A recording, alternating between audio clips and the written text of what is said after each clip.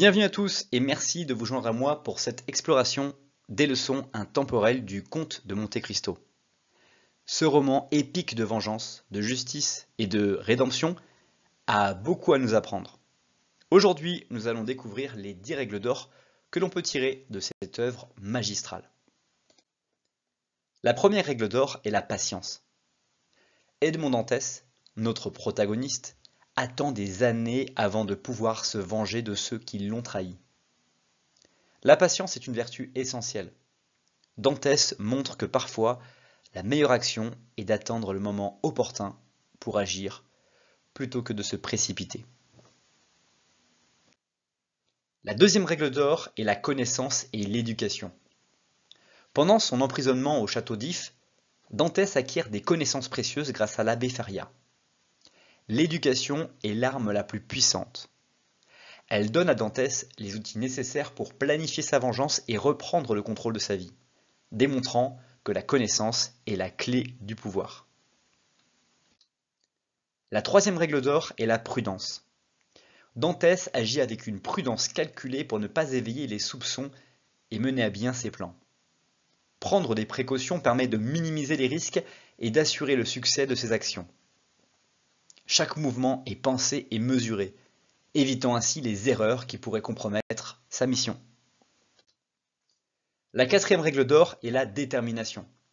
La détermination de Dantès à obtenir justice ne faiblit jamais, même dans les moments les plus sombres de son emprisonnement.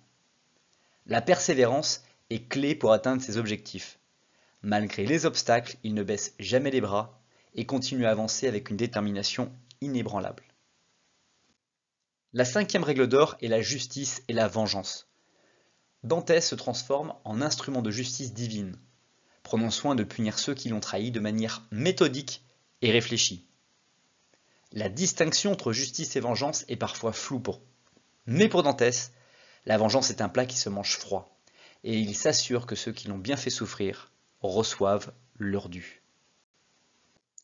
La sixième règle d'or est le pouvoir de la richesse. La richesse que Dantès découvre sur l'île de Monte Cristo lui permet de manipuler les événements et les personnes pour atteindre ses objectifs. Utiliser la richesse avec sagesse et prudence est essentiel.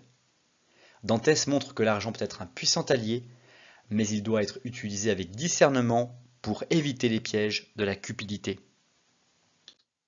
La septième règle d'or est la rédemption et le pardon. À la fin de son périple, Dantès réalise que la véritable paix vient du pardon et de la rédemption. Cette leçon montre l'importance de la compassion et de l'humanité. En pardonnant, Dantès trouve une forme de paix intérieure qui dépasse la simple vengeance. La huitième règle d'or est la loyauté et l'amitié. Dantès peut compter sur quelques amis fidèles tout au long de son périple, montrant que les vraies amitiés sont inestimables. La loyauté et l'amitié sincère sont des valeurs essentielles dans la vie. Elles offrent un soutien inébranlable dans les moments difficiles et enrichissent notre existence. La neuvième règle d'or est l'importance de l'amour. L'amour de Dantès pour Mercédès reste un moteur puissant de ses actions, même lorsqu'il est consumé par la vengeance. L'amour véritable transcende la vengeance et la haine, et guide nos actions vers le bien. C'est une force qui nous pousse à devenir de meilleures personnes. La dixième règle d'or est la foi et l'esprit. La foi et l'esprit de Dantès le soutiennent durant son emprisonnement et sa quête de justice. Ces deux éléments sont indispensables pour surmonter les épreuves de la vie. Ils nous donnent la force de continuer, même dans les moments les plus sombres. En conclusion, le Comte de Monte Cristo nous enseigne les leçons précieuses sur la vie, la justice et la rédemption. J'espère que cette présentation vous a inspiré à redécouvrir ce chef-d'œuvre sous un nouvel angle. Les leçons que nous en tirons peuvent nous guider dans notre propre vie, nous aidant à devenir des personnes plus sages et plus justes.